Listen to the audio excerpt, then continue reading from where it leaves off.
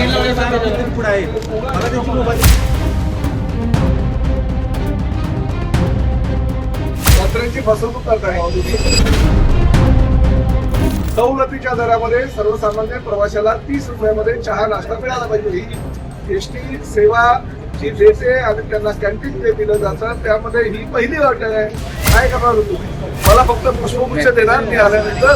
गुरुवारी कोल्हापूर दौऱ्यावरती राज्याचे परिवहन मंत्री प्रताप सरनाईक आले होते. यावेळेला मंत्र्यांनी कोल्हापुरातील मध्यवर्ती बस स्थानकाला भेट दिली. या भेटीमध्ये त्यांनी संपूर्ण परिसराची पाहणीही केली. ही पाहणी करत असताना अत्यल्प दरात प्रवाशांना खाद्यपदार्थ उपलब्ध करून देणाऱ्या उपाहारगृहात मंत्र्यांना मात्र भलताच प्रकार समोर पाहायला मिळाला. या ठिकाणी उपाहारगृहात थेट किचनची पाहणी करून त्यांनी दरपत्रक पाहिले असता त्यांना धक्काच बसला. नेमकं काय घडलंय कोल्हापूरच्या या उपाहारगृहात पाहूयात त्याचा व्हिडिओ.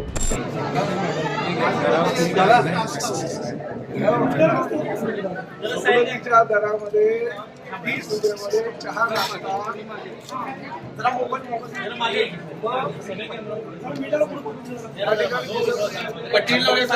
पुढे आहे मला त्यांची मोबाईल आल्या हे बघ मोबाईल त्याचा मोबाईल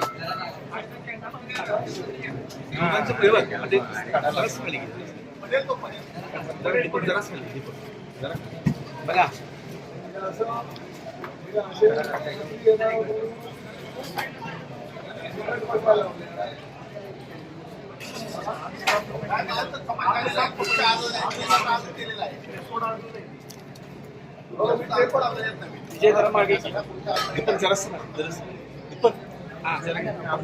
मंत्र्यांची फसवणूक करताय तुम्ही.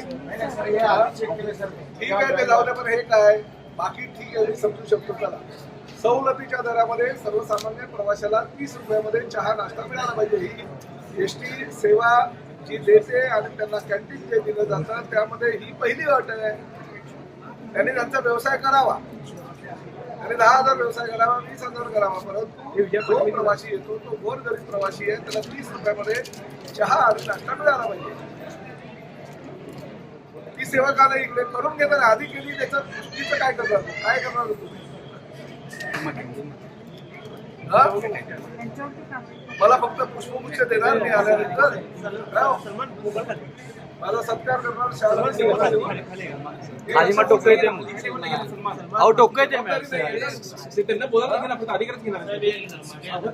शौचालय दाखव. खरं तर अचानक पोहोचतो त्यामुळे जी वस्तुस्थिती आहे ती मला कळत असते. परंतु आमच्या डिपार्टमेंटनं ही म्हणजे दौरा हे ऑफिशियल केला असल्या कारणानं इकडे स्वच्छतेचं प्रमाण फार मोठ्या प्रमाणात दिसलं की मला ते जरा असं बोलतात ना की एवढं स्वच्छता बघून मी अगदी भारावून गेलो की एवढी स्वच्छता म्हणजे माझ्या एसटी महामंडळाच्या शौचालयामध्ये कॅन्टीनमध्ये जर होत असेल तर मग मला असं वाटतं की मला आजपासून मग पाहणी दौरे बंदच करावे लागतील साहेब. आणि नंतर मला कळलं की हे फक्त मंत्री येणार म्हणून हे एका रात्रीतून सगळं केलेलं आहे.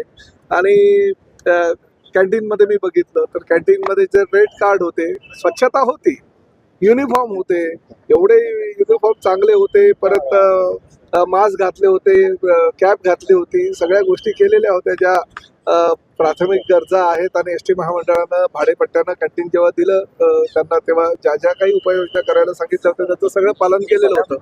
पण एक महत्वाची उपाययोजना त्यांनी केली नव्हती की कॅन्टीन मध्ये सर्वसामान्य प्रवाशाला हवं ते खाऊ द्या परंतु गोरगरीब जे प्रवासी आहेत त्यांना 30 रुपयामध्ये चहा आणि नाश्ता मिळायला हवा. हे एसटी महामंडळाचं हे धोरण आहे की गोरगरीब प्रवासी सुद्धा एसटी महामंडळाच्या कॅन्टीनमध्ये जाऊन पोट भरतो त्याचा नाश्ता झाला पाहिजे. आणि म्हणून ती योजना आम्ही चालू केली. त्या योजनेमध्ये हरताळ फासलेला आहे. उलट त्यांनी जे रेड कार्ड ते बोर्ड लावलं होतं त्याला चिकटपट्टी चिटकवली होती आणि हवाच्या सभा मिळत होता. ठीक आहे ते ज्यांना परवडतं त्यांनी ते खावं आमची काही ना नाही आहे.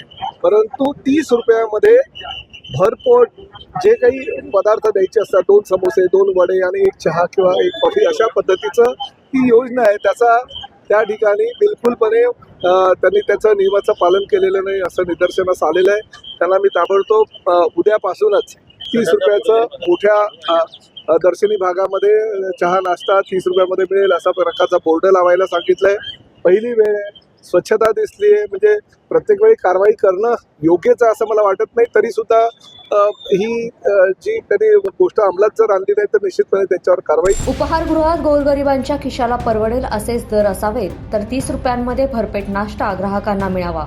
तर उपहारगृहांनी नियमांचं पालन करूनच दरपत्रक लावावे अशा सूचना यावेळेला परिवहन मंत्री प्रताप सरनाईक यांनी दिल्या आहेत. मंत्र्यांनी दिलेल्या सूचनांचं पालन होणार की नियमबाह्य दर लावणाऱ्या उपहारगृहांवर कारवाई होणार हे पाहणं आता महत्त्वाचं आहे. लोकमत.com साठी कोल्हापूरहून मी दुर्वा दळवी. अशाच ताज्या घडामोडी जाणून घेण्यासाठी आमचं यूट्यूब चॅनल लोकमत कोल्हापूरला सबस्क्राईब करा. तसेच आमचं फेसबुक पेजही फॉलो करायला विसरू नका.